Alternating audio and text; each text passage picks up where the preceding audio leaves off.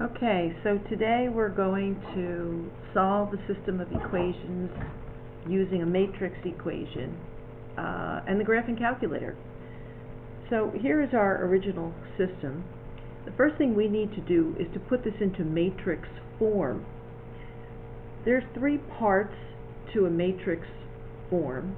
We need the coefficient matrix, which is comprised of the coefficients of the variables.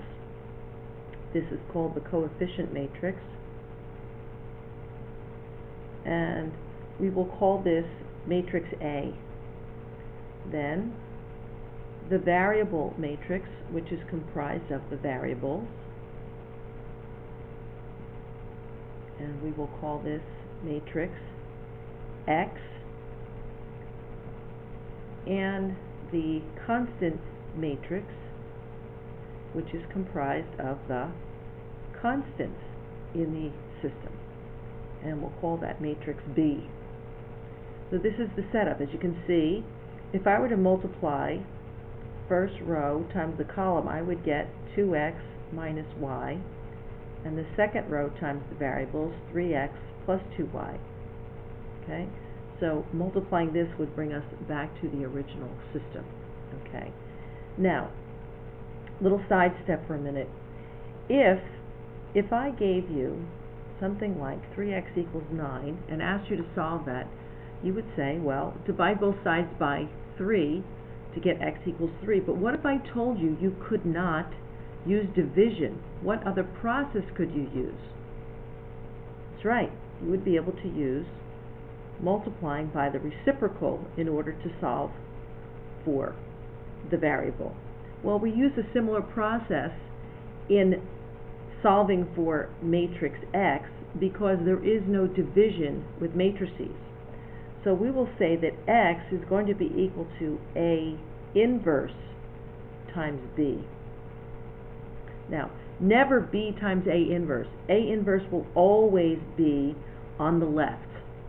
On the left. Okay, because as you learned before, multiplication with matrices is not commutative. So this is the process. So now, putting this in your graphing calculator, okay, you're going to go to second matrix. You're going to enter a matrix. This is a 2 by 2. Matrix A is a 2 by 2. And then you're going to enter the numbers just like you did in the previous section.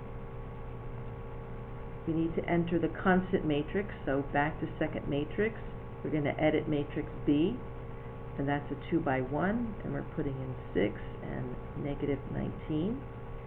Now we need to go back to the home screen, so second quit, and we're going to call up matrix A. Here's the inverse button right here. You'll see it puts the little negative 1 there for the inverse, times second matrix, call up matrix B, and we get our answer. So the calculator gives it to you in this form.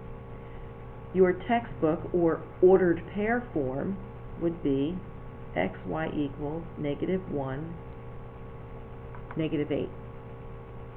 And that's pretty much how simple this section is.